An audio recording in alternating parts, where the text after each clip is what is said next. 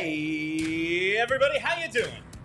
Well, that's good. Welcome to PHLY Flyers, presented by Bet365. Download the Bet365 app. Use code PHLY365 when you sign up. Whatever the moment, it's never ordinary at Bet365.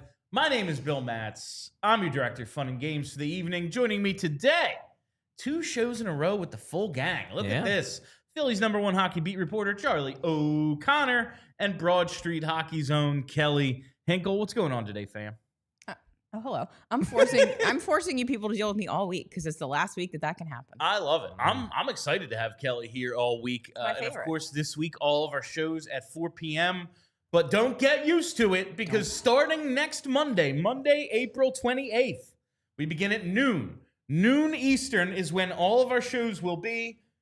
From Monday, April 28th until like training camp. That's true. Actually, tomorrow will be my last 4 p.m. show because I'm taking a long weekend to celebrate the end of the season. So I will not be on Thursday or Friday show. Getting my little break. But Kelly is picking up the slack and she's going to be on both shows. Sorry in advance. And now it's time for you all to hit that like button. Yeah. Do it. Hit the like button. We're at 20, which is great for the first minute and a half, but let's get it going here. All right, before we get into the Flyers of it all, couple of things I want to start with. First and foremost, you get your wish, Kelly.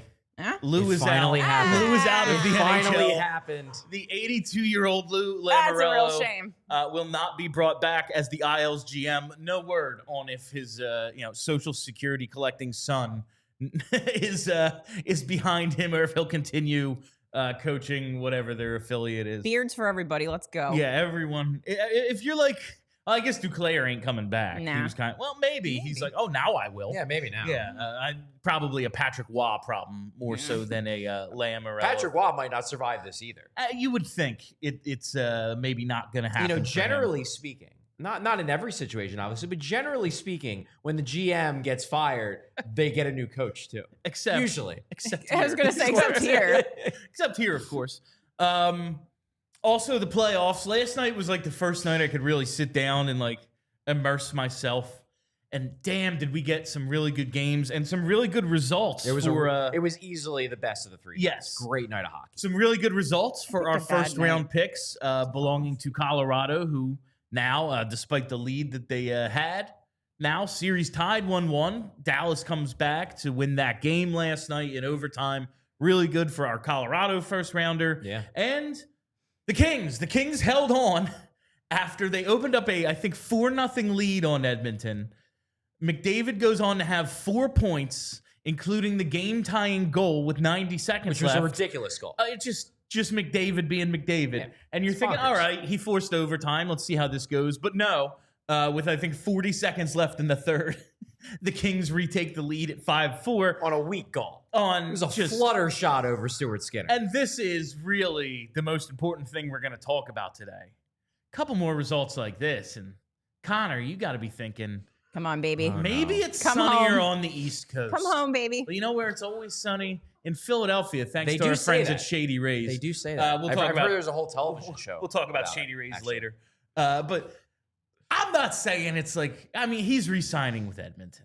If he's available, the Flyers should obviously go for him, like every team in the NHL. Just like all 32 teams. Well, 31, if we assume he's 31, signed, he's not going to stay. Okay, if he's not signed. But it's just like, stuff like this happens, and I think it cracks the door a centimeter. Just like a little bit of daylight cracking through that door. It's got to be frustrating. Not that I think this would be top of his destination list. Like, it is, where it's always sunny down in Florida. I don't know, that would be man. fun. Like, if you think about taxes. It, like up and coming team, really exciting young winger, I would say, like, and the drought. You would think it would be at least intriguing to McDavid to play with Michkov. Like, that'd be cool. And also, like, I don't know, the Florida teams, they don't really have the cap space, right? That's You're going to have to offer him probably close to max. That's to have him leave. 20% of the salary cap, which I believe is the max allowable under the CBA. Yep. All in signing bonuses, so it's buyout proof. Full no move, free cable and internet for life, and whatever else he asks for. I think you can get it done. If McDavid expresses the any hint that he is not going to re-sign at Edmonton, the Flyers should obviously be all over that. until then, I'm going to operate on the assumption he's going to stay in Edmonton. But hey, I don't want to kill a dream. I don't want to kill a dream. If you want to dream, dream. But we also got some interesting news out of that Colorado-Dallas series from our friend Sam Nestler at DLLS. Haskins on the trip. He is going to Denver. Series tied 1-1. Still progressing. This might just be, all right, we'll bring him along. Might be a little gamesmanship, but could be. We were told he ain't playing, and now it's, well, he's traveling. We'll see. We were never told he isn't playing. We were told he wasn't playing in game 1. Yeah. And that he could play later in the series. Now, I think the general assumption was that later in the series meant like game 6. This could be gamesmanship. Obviously, Colorado's been doing a little gamesmanship too with Landeskog. He was in warmups for game 2, did not play. I think the assumption is he's probably going to play in the first home game in game 3 because they might literally like blow the roof off that arena when he is announced in warmups. Yeah. But maybe it's gamesmanship. But hey, the one thing about the series that's fascinating because it's now looking like it's going to be a fun series, which I love because these are maybe 2 of the 5 best teams in the league against each other. Yep. It almost feels like Colorado has to get off to an early lead in this series because if this series is like 2-2 through 4, I think Dallas wins it because then they start getting their guys back. Like this is the weakest Dallas is going to be right now. This is the weakest they're going to be. They're only going to get better. So if you're Colorado, it was very important for them to win game 2. I felt like they almost had to come out of that up 2-0.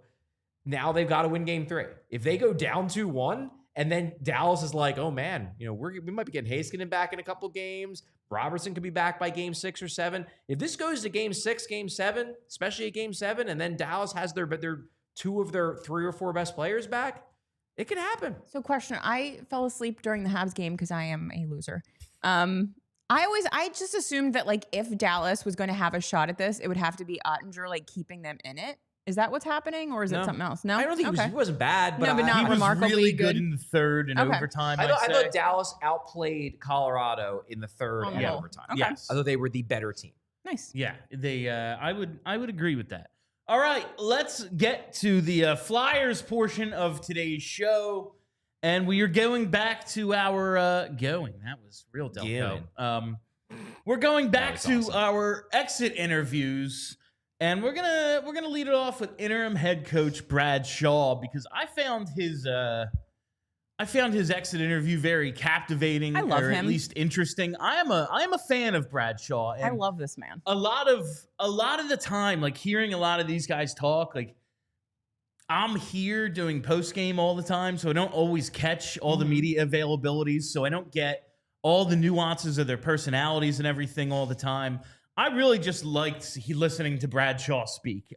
He's a very smart guy. He's not, a over-the-top character like his predecessor. No. He's not cutting a wrestling promo or, taking veiled shots or open shots at his own players and stuff. But I just found him to be interesting to listen to. And I gotta kind of go back to what Kelly was talking about yesterday in terms of that, hold them accountable without, having to basically whip them, And he said, I've got to keep them accountable without it feeling like a personal attack. I feel like I've heard that said a few times by him, the GM, some of the players.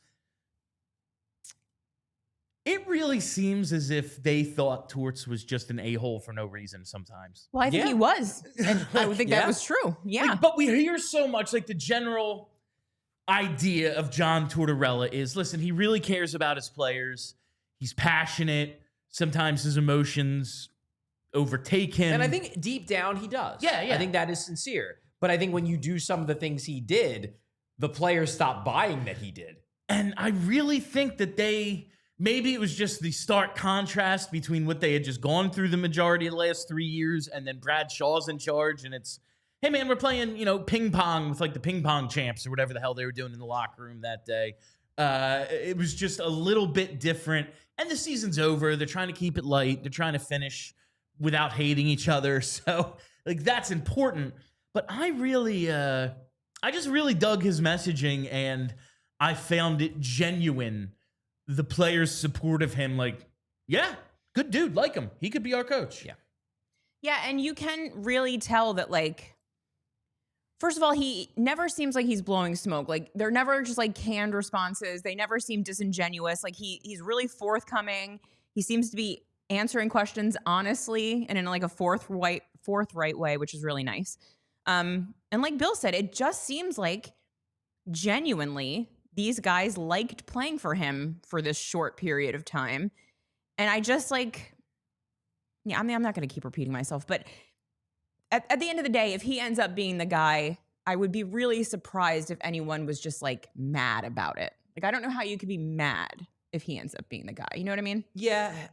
I mean, I'm sure people will find ways to be mad. It is. Well, that's fair. It's Flyers fans. There's some people that are always mad. I don't think he's like the bad super Flyers candidate. No. I don't think he's a closed-minded, oh, well, he's just part of the group candidate. Like, it's not like a short-sighted, I don't know, like. I think it's a good risk worth taking at this point. Like I said yesterday, he's in my top 5. After listening to his exit interview and everything, I don't have them ordered, but I would say he's well within my top 5 candidates. There's guys who are definitely more exciting from a like name standpoint or shiny new toy standpoint, but where they are in the rebuild, I don't think it's crazy to be like, let's see if he can do it. And if he can, that's found money. And if he can't, we didn't really lose any time or anything. Yeah, I think that he came off really, really good in that exit interview. And I'm happy to hear that you guys agree when you watch the exit interview, because my 2 takeaways, and this played into the column I wrote today, which basically was saying that Flyers should definitely not rule out the possibility of hiring him as head coach. He should be one of the top candidates in my opinion. But there were 2 takeaways I had from that press conference with Brad Shaw.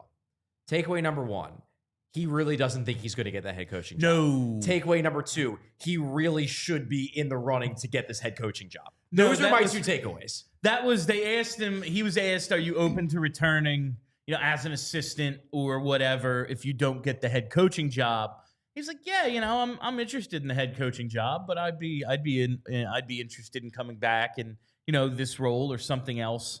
And he said he has, 3 years invested in this defensive group. Yeah. He'd like to see that through. Yeah. And just talking about his experience as the interim, it kind of sounded to me like, oh yeah, it just opened my eyes to the rest of the process.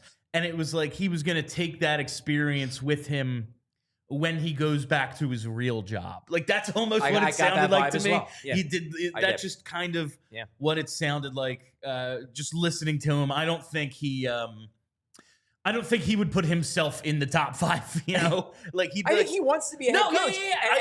And I thought he did a really good job of articulating why he would be such an intriguing head coaching hire. I just think he was operating under the assumption that he's not going to get the job. Yeah. So, wild idea, courtesy of the BSH Slack, where all of my wild ideas come from. And I know this would never happen because really it's a demotion. But like, what if Bradshaw Phantom's head coach? I've thought about that. I mean, I think of the development. Here's my thing. I wouldn't hate it because I think he is a very good developer of talent. I don't know if he would take a demotion. That's what I'm thinking. AHL. That's the thing. Like, because in my mind, like, I don't see it as like demoting him. I think of it as like, this is a really important job. This is an extremely important job. We have a ton of prospects coming up. We need the development to be on point. It hasn't been for a very long time. You are exceptional at doing this. Would you like to be the guy in charge of bringing along the entire farm? Like, but still, on paper, in his mind, I'm sure he would think of it as a demotion. think you could sell it to him. One, you pay him an NHL salary, not NHL head coach salary, but you pay him an NHL salary. Yes, assistant coach salary, good salary. And you frame it as, listen, you've been an assistant coach a long time at the NHL level. You're not really on the head coach track.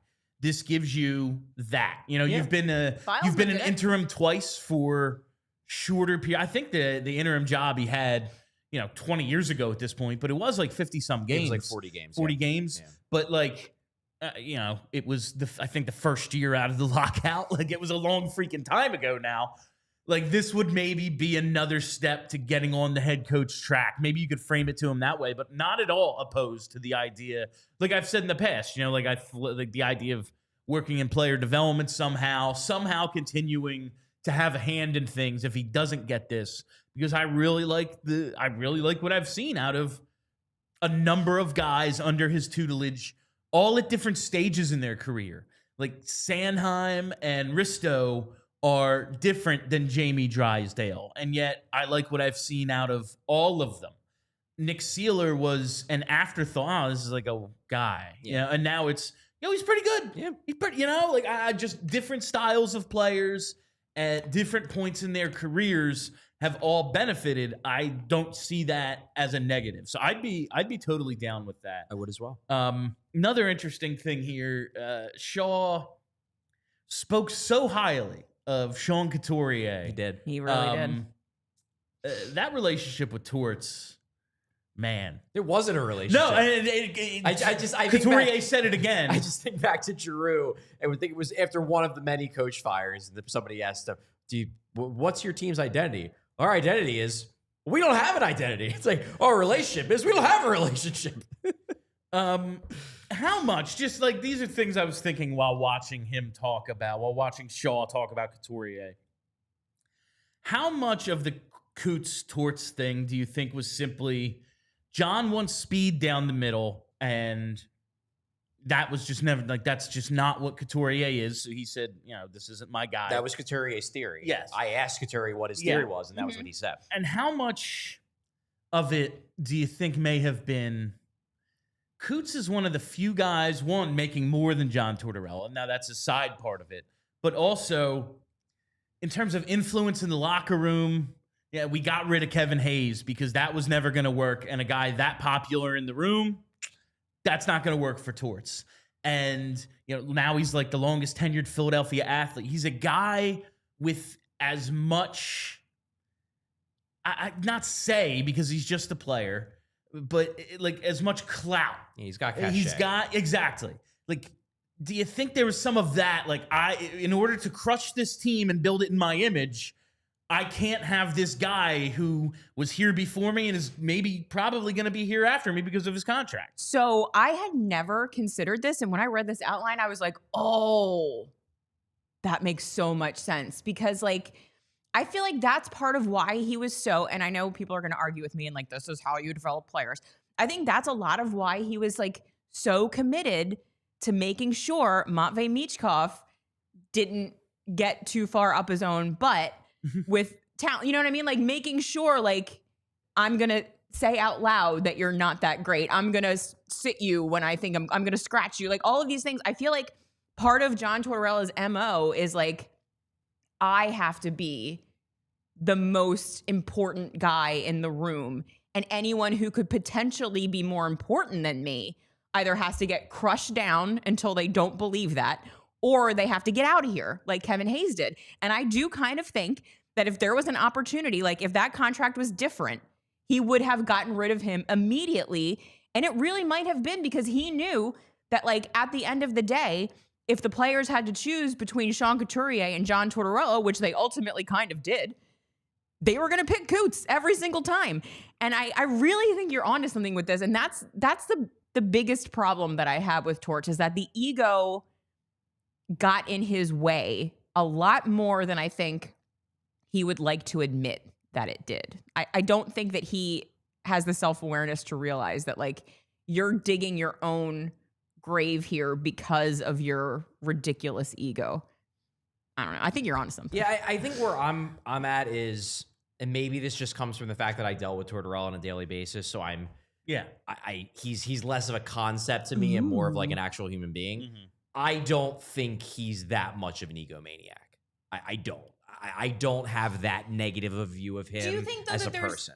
So he seems like objectively a nice person. I feel like maybe there's two John Tortorellas. Maybe. Like there's John Tortorella, the head coach, the personality that performs on stage and is in charge of these dudes. And then there's John Tortorella, the guy who you probably talk to a bunch, who rescues puppy dogs, who gets kicked in the face by a horse that he loves. Like there's two different John Tortorellas. And I think that the performance part of him has an ego problem. And I don't know like when he turns it on and off, but like I do have no doubt that like he is actually like a kind human being at the end of the day. Like I don't think he's a monster. Like we said 1,000 times, he's not Mike Babcock. Right.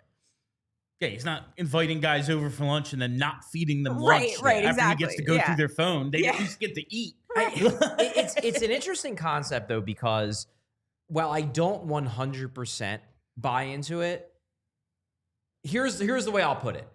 It would not surprise me even a little bit if Sean Couturier thought that might be part of the reason. And that the players were like, he's just trying to tear down Coots because Coots has power and Torts doesn't want anyone else to have power. He wants to be the guy. I could easily see that creeping into their minds. Now, was that Tortorella's driving force? I don't know. Yeah. Maybe it could have been part of it. I can't put myself, and I've joked about this before, I don't want to put myself in the head of John Tortorella. It seems like a terrifying place to be. Full of bees, Charlie. So I don't know if that was his thought. I will say that comparing him to Hayes is a little bit questionable for me, because while I do agree that part of his issue with Hayes was that Hayes had a lot of power in that room, which he did. He was a very popular guy. I think a lot of it was Hayes had a lot of power in that room, and also Hayes didn't set a good on-ice example. Hayes was not committed to defense. He would extend his shifts too long. He freelanced. And I think what scared him about Hayes was less he is popular in the room, and it was that he is popular in the room and he is setting a standard that isn't good enough. If he looked at Sean Couturier and saw a guy who was setting a standard who wasn't good enough, I don't know what the hell he was seeing. Because Sean Couturier is the furthest from a guy who's cheating for offense and overstaying his shifts. He is, as I've said before, every other coach I've covered that had Sean Couturier on his team thought of Sean Couturier as the coach's dream. Yeah. So if that was the reason, that's insane. So maybe that does play into the idea of, well, maybe he just didn't like the idea that Sean Couturier had all that much power. But it's hard for me to think that he's that much of an egomaniac. But I can't rule it out because I can't put myself in John Tortorella's head. Yeah, and that's something we talked about before. Before we get to the ads, I do want to play a couple of clips. And I think both of these speak well to Bradshaw's candidacy and a lot of the conversation we had yesterday. Like, can you be that guy when you are, like, thoughtful, nice dude? Right. And this first one is about his assessment of Emil Andrae.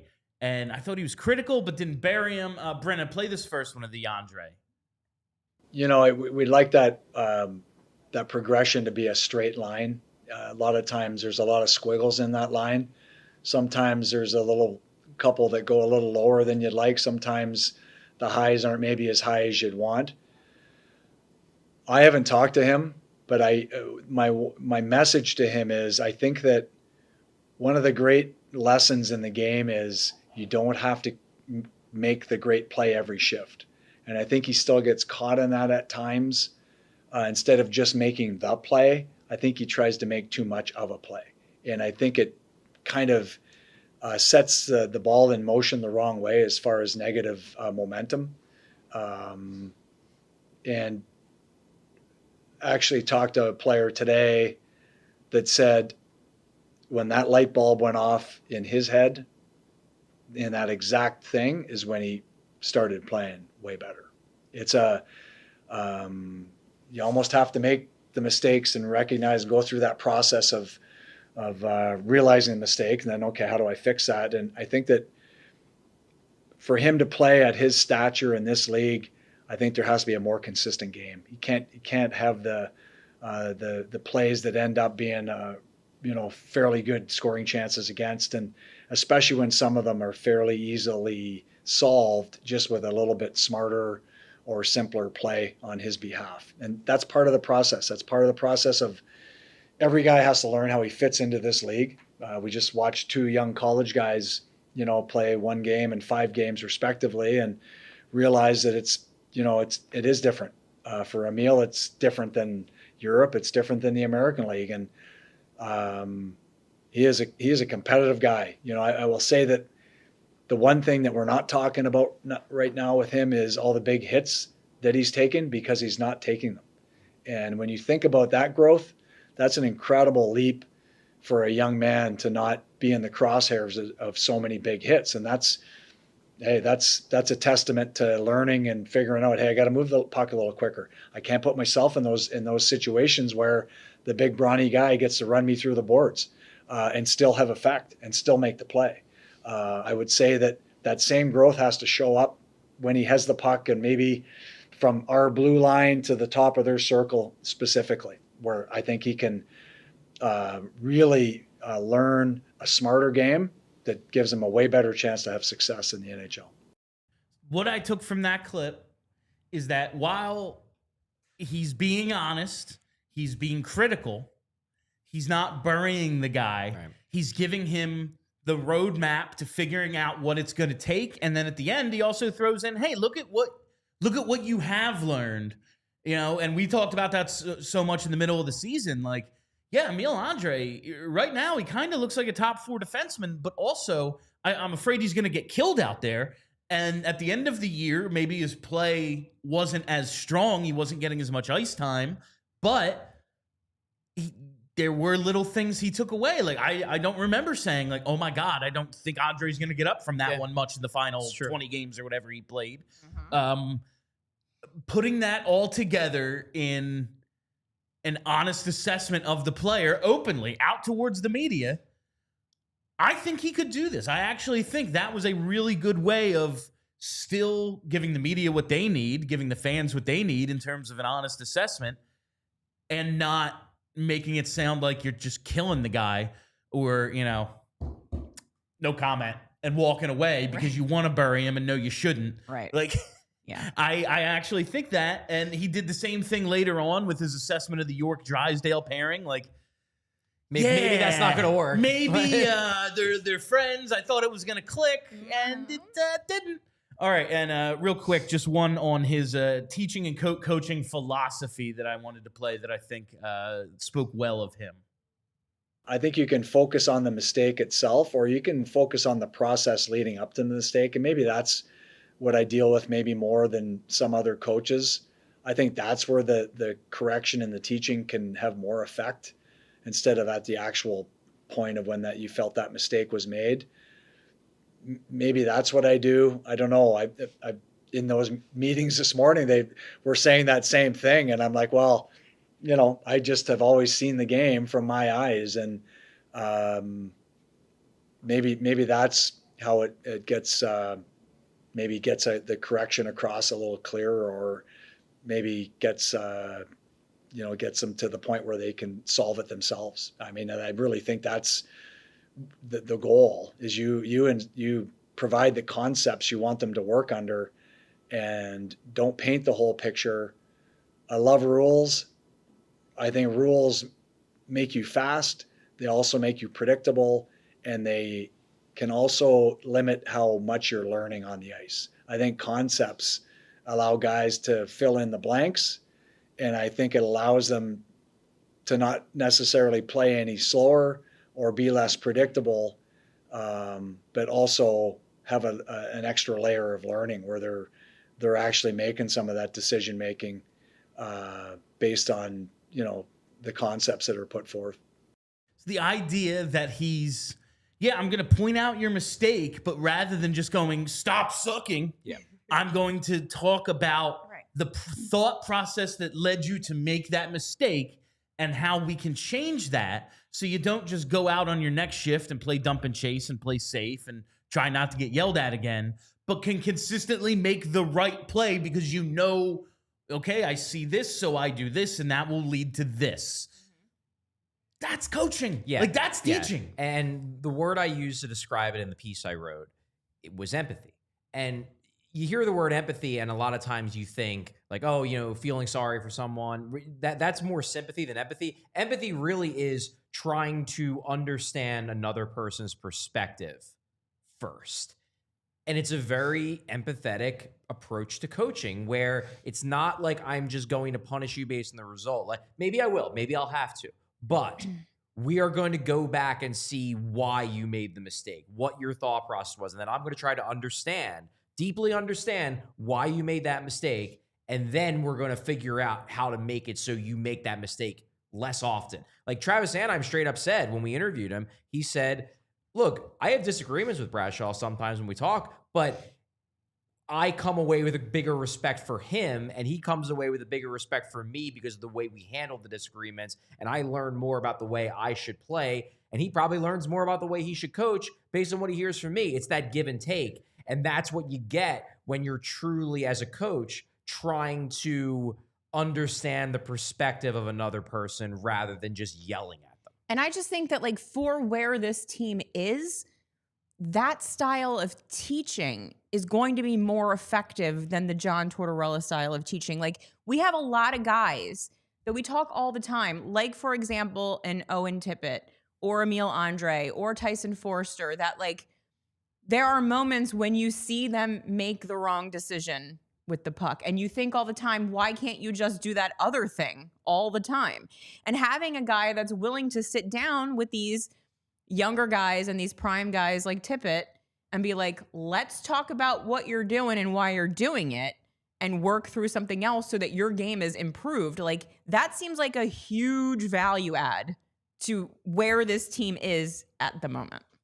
All right, we have to take a quick break to hear from our sponsors. Gotta lead it off with our friends at Shady Rays. That's right, it is heating up here in the city, and our friends at Shady Rays are helping you get in the right frame of mind for summer with their premium polarized shades that won't break the bank. Shady Rays is an independent sunglass company offering a world-class product rated 5 stars by over 300,000 people. And their sunglasses have durable frames with crystal clear optics, making them the perfect choice for all outdoor adventures. Like I say all the time, you know, polarized sunglasses, they can mess with your eyes. Clearly reading this off of a screen right now, and guess what's not happening? Not having that weird 3D odd effect with my eyes. Having no problems at all looking at this screen, and that's one of the many awesome features of Shady Rays and their polarized sunglasses. I don't think we talk about their awesome lost or broken replacement program enough. If your shades ever go missing or take an unexpected hit, you don't have to sweat it because Shady Rays has the most insane protection in all of eyewear. Every pair is backed by their lost or broken replacement program, and you can always exchange for a new pair or return worry-free within 30 days. There's no risk when you shop. And right now, PHLY viewers and listeners, you can go to shadyrays.com and save 35% off polarized sunglasses with code PHLY. Over 300,000 people have rated Shady Rays 5 stars. You can be the next. All you got to do is use code PHLY today at shadyrays.com. While we're here, it's time to talk about Ashley Furniture because the low prices, they are a-bloomin'. So you got to spring into savings at Ashley and save up to 50% off living rooms, bedrooms, and dining rooms. And you can have it all delivered for free and get long-term, no-interest financing on your purchases. Save on top-brand mattresses and get free delivery, setup, and removal. I mean, that's everything. Bring it to you, put it together, take away your old stuff. Absolutely perfect. But don't wait. You have to spring into savings now at Ashley, South Jersey, and Philadelphia. Financing with approved credit. Minimum purchase required. Some exclusions may apply. See store for complete details. Hurry to Ashley. Visit ashleyfurniture.com for more information. All right. That was the Shaw stuff. He went from being, to me, all right, I wouldn't hate that hire, to I think this could work. Like, I now think, like, oh, I see it. I can see this being more than a let's find out kind of hire. I actually think he might be good for this team. I came away from his, and we talked about this, the three of us, before the show, that you come away from his presser not knowing for sure if his way is going to work, but thinking that's a new way of doing things. Yeah. That's not a traditional, every coach does it this way, so I have to, like, the one example that jumps out at me was his answer about accountability, because as we talked about on yesterday's show, like, coming after Torts, are they just going to walk all over him? And Brad Shaw had an interesting, a really unique way of proposing to deal with the accountability problem, which is, his proposal is, at the start of my tenure, I'm going to go to the guys and I'm going to say, how do you want me to hold you accountable? Maybe he'll go to them individually. And then when they don't meet his standards, he will be able to say, hey, you're not meeting the standard that we agreed to. So you told me 3 months ago that if I'm not meeting your standard, you can do this to me, and then I'll do it to them, and they'll have to accept it because we agreed on the MO. Now, I don't know if that will work. It is a very unique way of creating accountability. but it might, and it's new. It's different than just going well, I'm going to scratch this guy because I'm the dictator in charge of the whole thing. And not knowing, all right, is this a one period offense? Is this a rest of game offense? Yeah. Is this going to be a, hey, we have a back-to-back this weekend and I ain't in either game offense? Is it he's going to blast me in the media or in film offense? You'll actually have a base. And again, no idea if this is going to work. It might be a disaster, but it's new. But I don't know why you two are so it just cracks me up. I'm open to it. Such a wacky idea for you two that your boss can be nice to you and you'll still do your job effectively. I'm open to it. I don't understand. Because it's not what is traditionally done in hockey, but I do really like that we have this. He is a disciple of John Tortorella. He has worked for John Tortorella. He's worked for Ken Hitchcock. He has worked for these hard-ass coaches that players typically resent by the end of their tenures. Right. But he has a different take on things and can maybe take some of that and be like, this is how we can make it work. So, me and one of the top 4 defensemen aren't threatening each other in the middle of the locker room at intermission on, near 3 years into my tenure.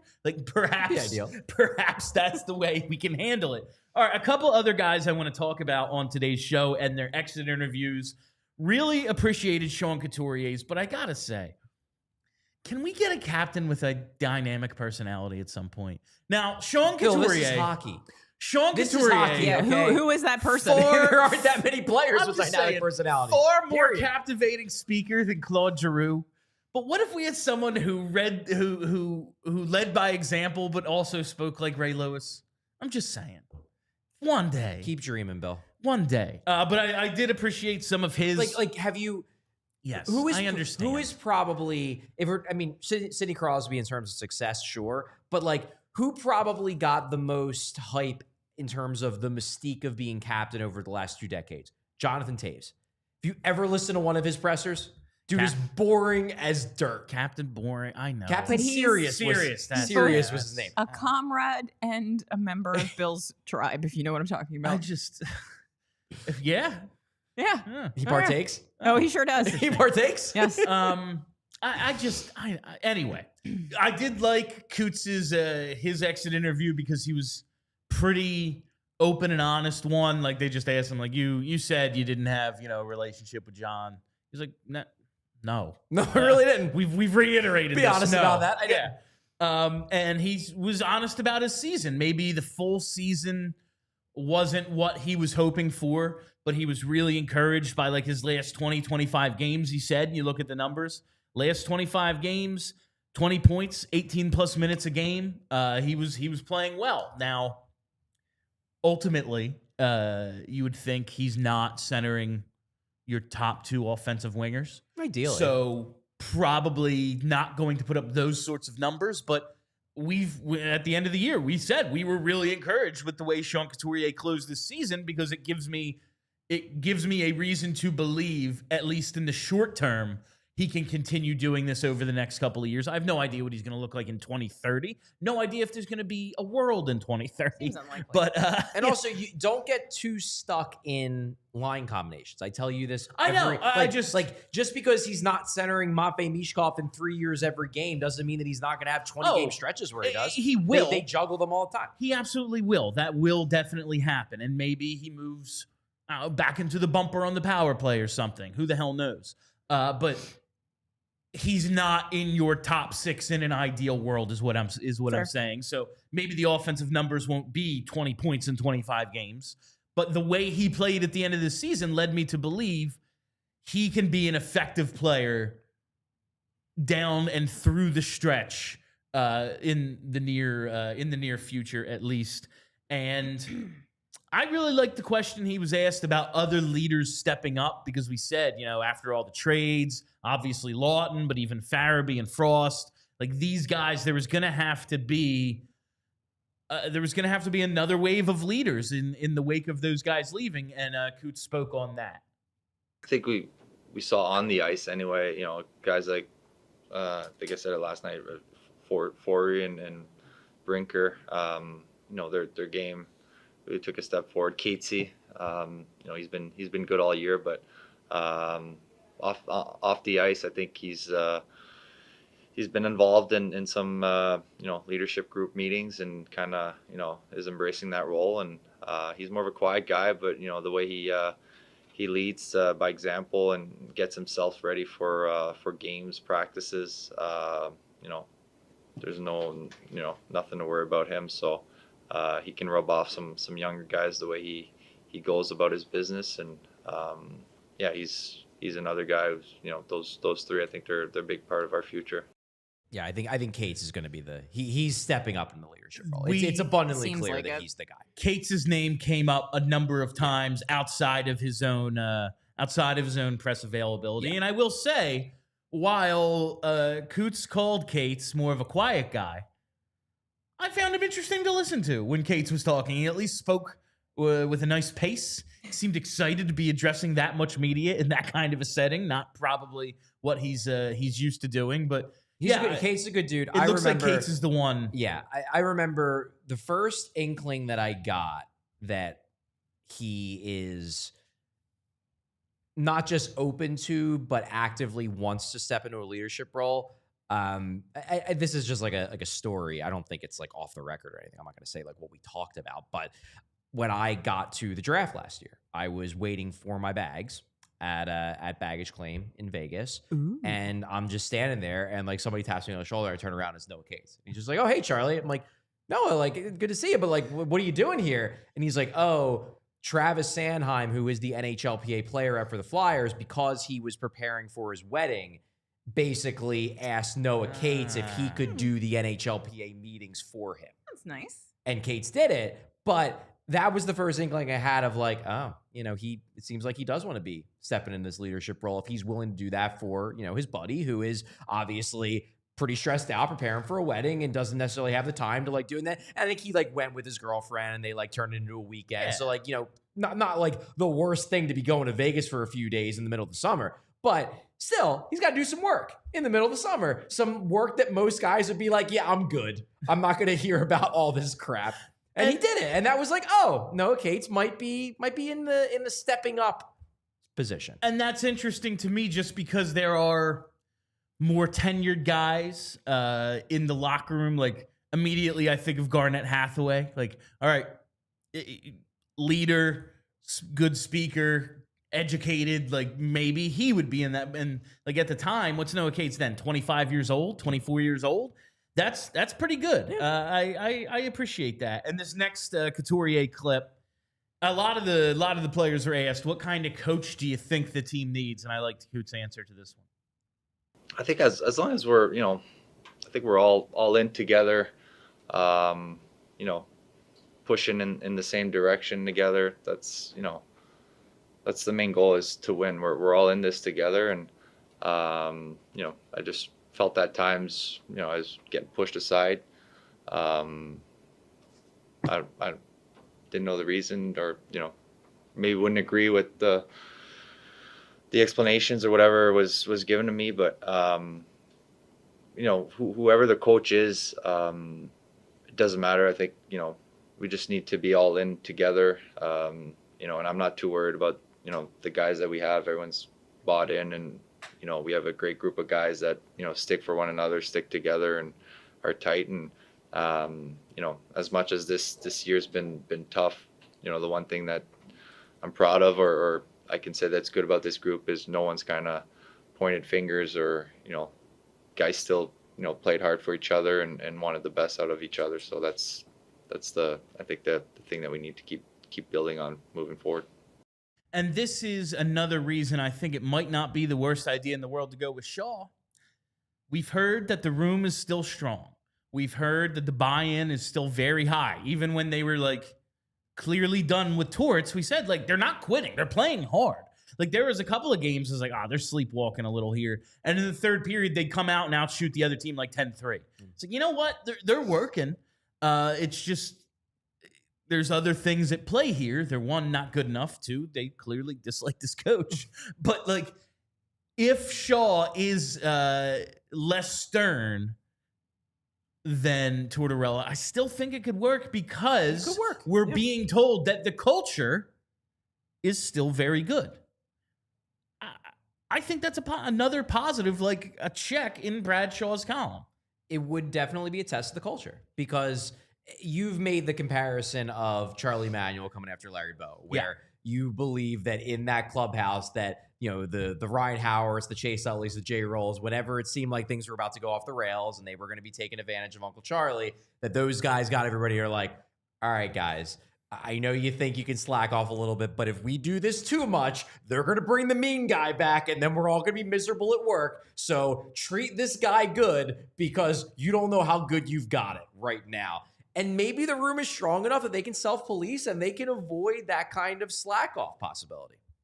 All right, the next guy I want to talk about, slack-off opportunity. The next guy I want to talk about is TK, but before we do, I got to tell you about a couple of our sponsors. Gonna lead it off with our presenting sponsor. There it is, buddy. Each and every day here at PHLY Flyers. It's our friends at Bet365 because whatever the moment, it's never ordinary at Bet365. From their 90 million users worldwide to their almost 800,000 events live stream each year, the early payouts across the NBA and NHL. Hey, you wouldn't have had to sweat that Kings game last night if you had them on the money line.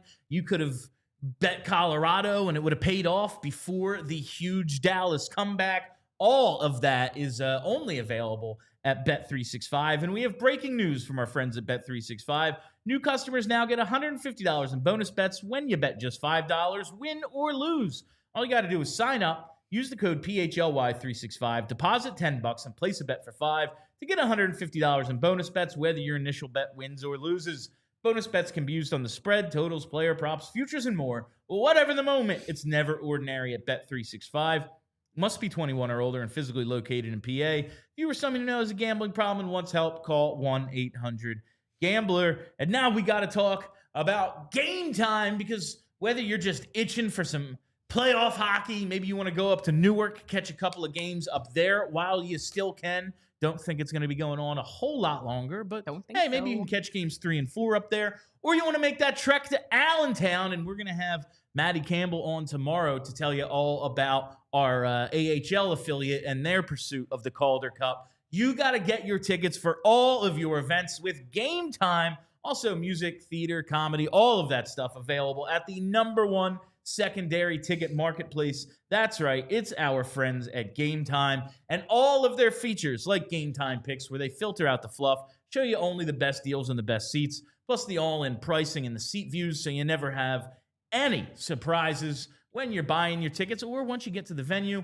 Not to mention the most flexible customer service policy in the ticketing industry. So take the guesswork out of buying tickets with Game Time. Download the Game Time app, create an account, and use code PHLY for $20 off your first purchase. Terms apply. Again, create an account, redeem code PHLY for $20 off. Download the Game Time app. Last-minute tickets, lowest price, guaranteed. All right, just a couple of things here on TK I want to get to.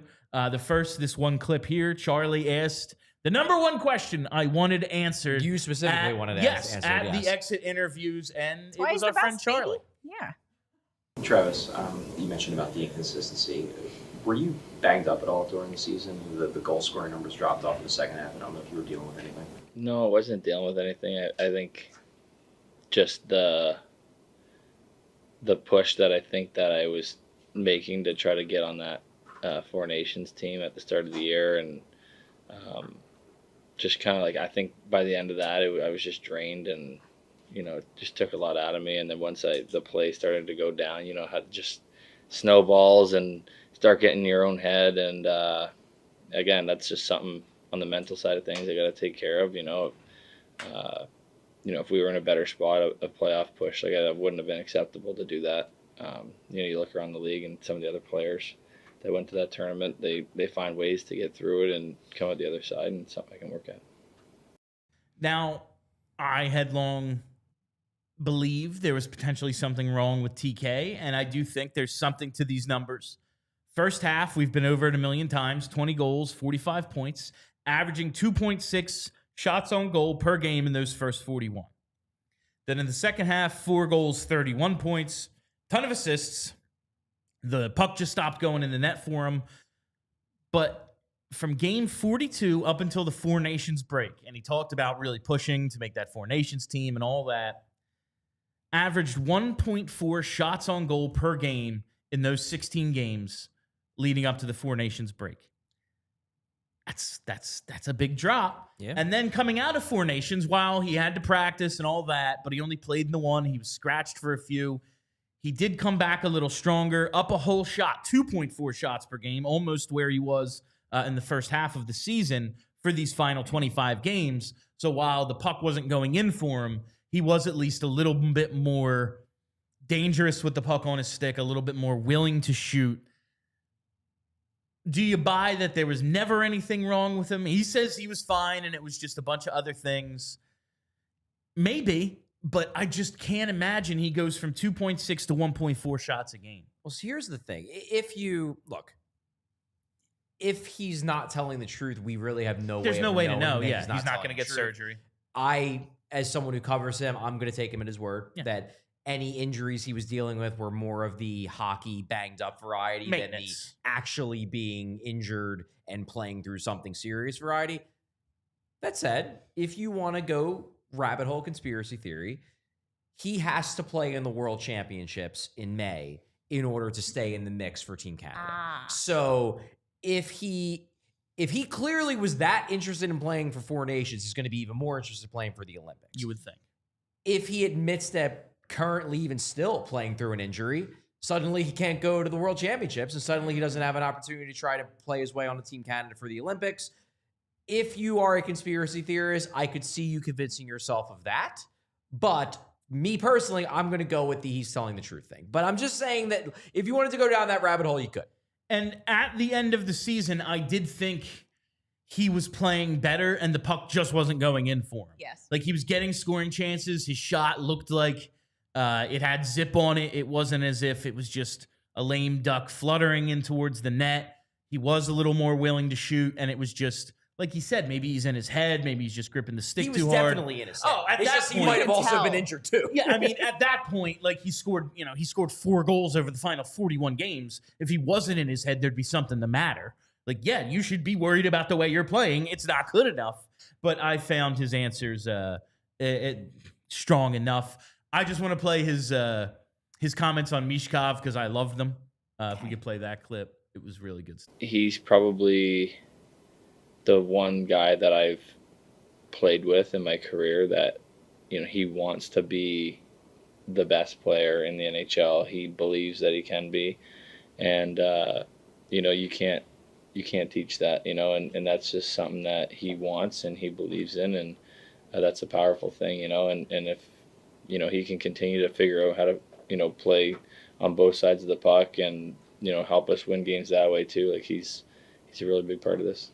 You played with Claude Giroux, who is always known as fiercely competitive. You think he's up there in terms of competitiveness with Claude Giroux? Yeah, it's different. Like G was just intense during practice. G was just always leading the right way, working hard. Definitely, I would say he's definitely way more intense than Meech. Like you guys all knew who G was. And yeah, G thought the same thing. He could be the best, but when you talk to Meech, like he believes it. Like he wants to be the top scorer in the league, and that's where his head's at. I just love that, like Travis Konecny record. Oh yeah, other than like Claude Giroux, this guy is the man. And I don't think we're gonna have time to play Michkov's clip, but like, I loved it so much. And like, if he had been like, Bill's a loser, I'd have been like, yeah, tell me I'm a loser. But like, we've all been thinking he's just, they ask him, he's asked about, his 26 goals and his 60 some points. He's like, yeah, it wasn't good enough. I could have scored way more. I'm better. Yeah, every aspect of my game needs work. Really disappointed. There's not a thing I couldn't be better at. Yeah. And it was really encouraging to have like a dude who at the end of the season, I was like, yeah, he's our most, if not best player, our most dynamic offensive threat, who thinks he's not nearly good enough yet. Yeah. And that's really cool. It's so cool. I think the big distinction, and TK didn't say this, but he did hint at it, and this will sound like I'm coming off as negative to Michkov, and I'm not. I'm just stating facts. I think the distinction between Giroux and Michkov in terms of their drive is that what have we heard about Claude Giroux from the jump? It's how hyper-competitive he is. It's that, he could be playing beer pong, he could be playing ping pong, whatever. He is obsessed with beating you. I think for Giroux, the drive was like, I want to win. And like, if winning involves me scoring 100 points, then that's what I'll do. But like, the most important thing for me is winning. That's everything. I'm not saying that Michkov doesn't also want to win. He does.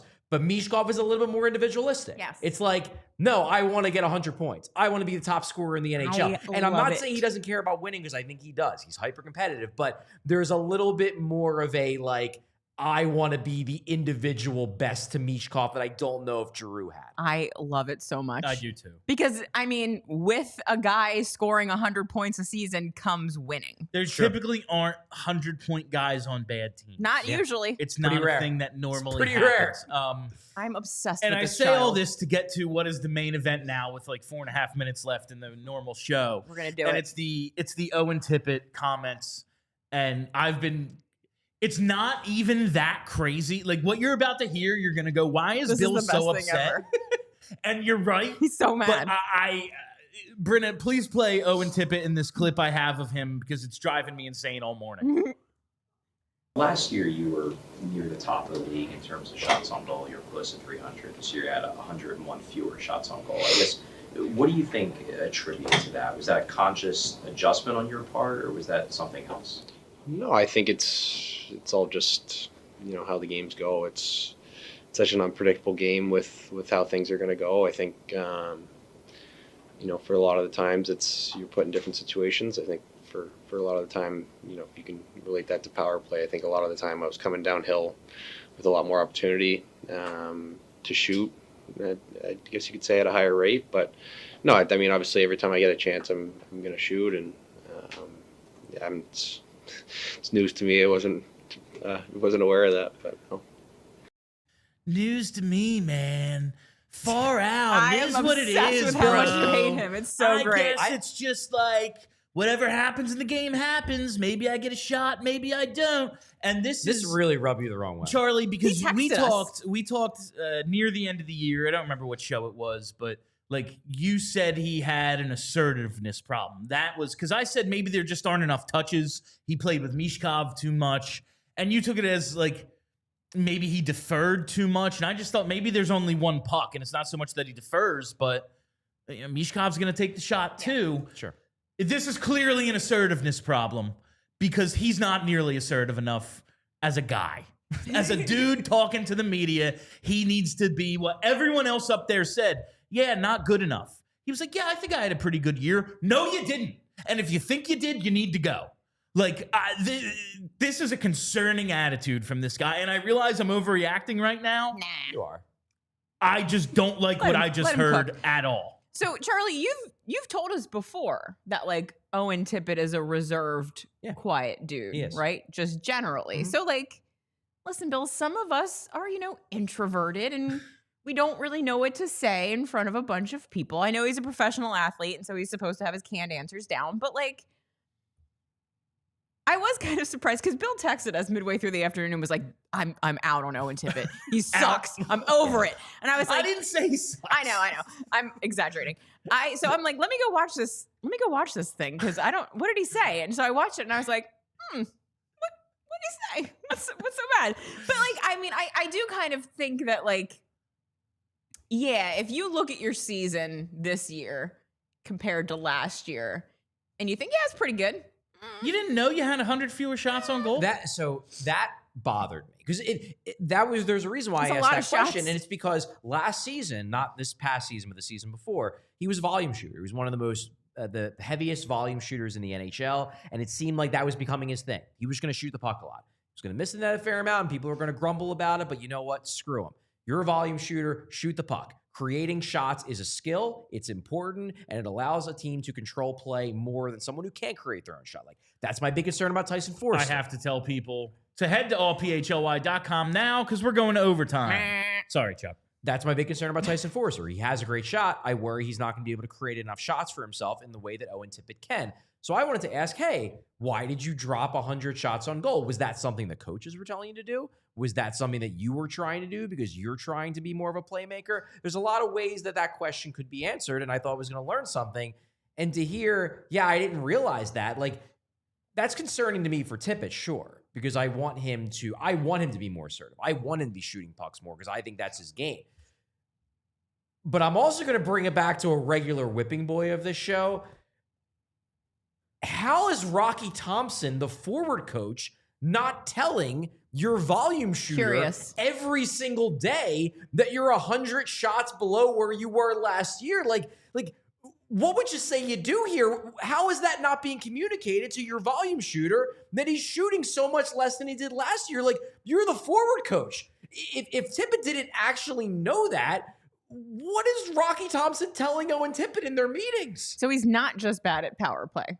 That was what scared me the most about that answer. Less about Tippett and more about Thompson, because he gotta go. That is such a dramatic drop off. How is the forward coach not highlighting that to the player? That's well over one shot a game.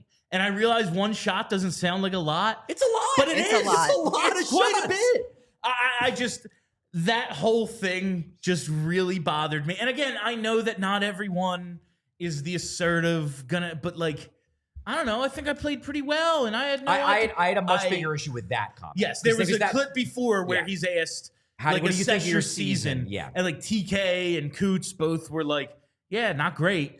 Okay at the end, different parts, blah, blah, blah. Michkov was straight up like disappointed. Sucked. Could have scored a lot more, hated it. And Tippett's like, I was good. It was like, no, you weren't. All things considered, I had a pretty good year. Like, you really didn't, dude. You got 20 goals. You are one of the fastest skaters in the NHL. You have a really good shot. You're big. You have all the tools. Like, no, if you finish a season with just 20 goals and you weren't injured for a quarter of the year, that's not a good enough year for you. It's just not, and you have to acknowledge that. Get Bill Guerin on the phone, baby. The whole thing was very disappointing to me. No, I understand. I'll tweet out the full thing after the show. You're not tonight, so people can watch it. All right, let's hit those super chats. All right, have 5 here to get through. First one from Pacenema.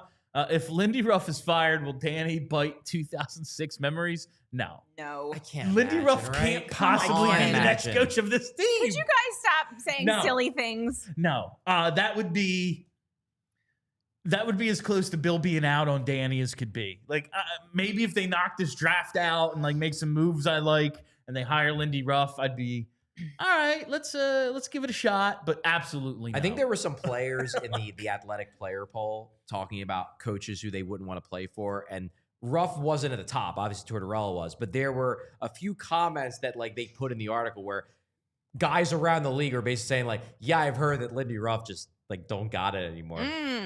I mean, you can't have a dude like we're talking about the 2000 final.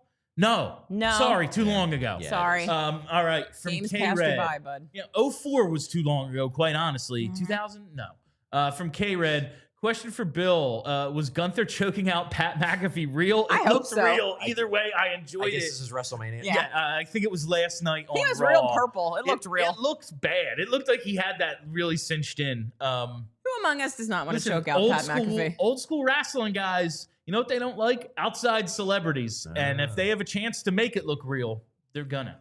All right. Love that for all of us. From Marco Belchior. Belchior? I'm not the one. 5-hole. All right, 5-hole. Guys, please tell me why this talk of offer sheets can't possibly go over $4.58 million and have to give up next year's first unprotected, not worth. Well, you're talking about offer sheeting like middle. You're not talking about offer sheeting a Connor McDavid level Well, but player. in fairness, the people that people want them to offer sheet are going to cost a lot. I think maybe we have to alter like the way the Flyers did it. Like, Chris Gratton, just give him 10 mil up front and he's ours. You know, because Tampa doesn't have 10 mil. Oh, Shea Weber, the best defenseman in hockey. Yeah, give him a contract that's now illegal. It's not going to be that in all likelihood. It's going to be like what St. Louis did. Mid-level guys that, as Danny said, maybe overpay a little on teams maybe with some internal budget issues that you can steal so that you don't have to give up the major compensation and it's still a manageable contract. I disagree with you. I think they're absolutely going to look at offer sheeting big name guys. Okay. I personally love that. I think and you know why I would say like, because Marco's basically saying like, how can you even think that they'll give up their first round pick next year? So what? You have to look at it from like, I think a lot of fans are still looking at things from the perspective of, I want Gavin McKenna. They're going to add this summer. Yeah. That's not what they're thinking about. That's not on the, like, yeah, if they stink and they luck into McKenna, they're not going to say no, but their plan is not to tank again. This year wasn't even really a tank. It was the deadline, I guess we're selling. And like, then everybody turned on the coach who they already didn't like. Like, you have to get the fear of not getting Gavin McKenna out of your head, because that's not the way they're thinking. And as Danny said the other day, with all the picks they have, they're going to push some to next year. Yeah. Like, they are going to protect themselves. That 2027 first with Toronto, I never expect them to make that pick. That is to me, that's a 0% chance that in 2027, with Toronto's pick, Philadelphia is now coming up to the podium and they select a guy. I don't think that's the way that's going to play out. I can easily see a scenario where they trade back and get a first for next year. Or, doing the reverse of that. As you said, they had that 2027 first round pick. If they were to lose their first round pick for next year via an offer sheet, use that 2027 pick to get back into the first round in 2026. Exactly. I wonder if with the cap going up so dramatically, if like the PA needs to think about like renegotiating what these offer sheet levels are. Like, I feel like the levels have been set for so long. Well, like, we do have a maybe they CBA need negotiation comment. Maybe they need to be different. I think they just need to look at the RFA offer sheet mechanism overall and make some tweaks in the next CBA. I wouldn't hate that at all. Yeah. All right. Looks like we have a couple more super chats pouring in. Knock it Prince off. Punk. Hi. Oh, great to hear from you, Prince Punk. Always appreciate Love it it when royalty graces us with their presence. Another one here from Marco. Any chance come to the PPL Center if Phantoms make the second round? No, we should. Road trip. Sorry, Charlie. I mean, we could. I don't think we'll be doing a show. I don't think it'll be a show. It doesn't need to be official. But we could maybe take a little trip. Yeah. Take a little trip. Can we stay in the hotel where they locked up? Absolutely. That's the one that's connected to the arena. It's a very nice hotel. Yeah, there's a Tim's there too. It's a nice hotel. All right. I never stayed there, but I've walked through the lobby. It looks very nice. Another one here from Marco. So what would you say you do this here? Is probably for Rocky. Yeah, for Rocky. It's a great quote in Office Space, a classic movie. He draws stuff up on the whiteboard. Yeah, you should hear his presentations. They're great. Tremendous. Nice man. That's the dumbest thing I think I've ever been told. Know. Like, don't tell me his presentations are That good. was how he got his name out there. He showed up at like a coaching clinic and had a presentation, and everybody's like, like Rocky Thompson, the face puncher. And he came off as extremely well prepared and intelligent. And that's what got him on the radar of junior teams. It is. That's the story you heard when he got hired. Now, maybe he's a good junior coach. He hasn't shown to be a good power play coach at the very least. All right. We've talked about him enough. I can't wait to be done with Rocky Thompson. All right, from Daft Digit, Hinks, don't forget all the Broad Street hockey peeps say you're a nice boss. Shaw could work out just fine. I'm terrible to those people. I'm nice to the employees at my real job. Kelly JK, I love doesn't have them. it in her to be terrible to anybody. Maybe some try. people. From Marco There's like 3 again, people. Guys think Goon for my name. I guess the movie Goon, is there a player? How do you say? Is it Belshwa? Belsh? What's the goalie's name? This is. I don't remember. I don't remember the names. Marco, I'll figure it out. We'll watch Goon again. I don't think I even remember the main character's name. Let's force Charlie to watch Stifler. Goon again. From Ed Wright to close it out here. Charlie, give us 3 to 4 offer sheet possibilities. No. I don't know. Like, legitimately, people are asking me, tell me everything you know about the draft. Tell me everything you know about offer sheet. Like, I'm doing report cards for the season. We got 2 months. 2 months until the draft. All right. You don't need all the info now. You can wait a little bit. Maverick Bork. I deserve some time off. Maverick Bork and Gabe Velarde. Gabe Velarde is a big one. I think those are possibilities. I think my thing is I get anxious when I get anxious when people ask me what's next, because stop making Charlie I'm anxious. not I'm the kind of person where I'm not going to express my opinion on something until I feel like I am knowledgeable about that topic. Just ask me. I'll pull it out every time. I do not feel like I am knowledgeable about offer sheet people because I haven't studied it yet. I'll just if you pull give up me Cap Friendly. 6 weeks, Doesn't I will exist eventually anymore. get to offer sheets. I'm not there yet, and I'm not going to be there for a while. Charlie, the last of his kind. Someone unwilling to speak on something I'll without just an spit expertise those in hot it. takes with last absolutely of no the dying information in my brain. All right, and that is all the time we have for you on PHLY Flyers today. Presented by Bet365. Download the Bet365 app. Use code PHLY365 when you sign up. Whatever the moment, it's never ordinary at Bet365.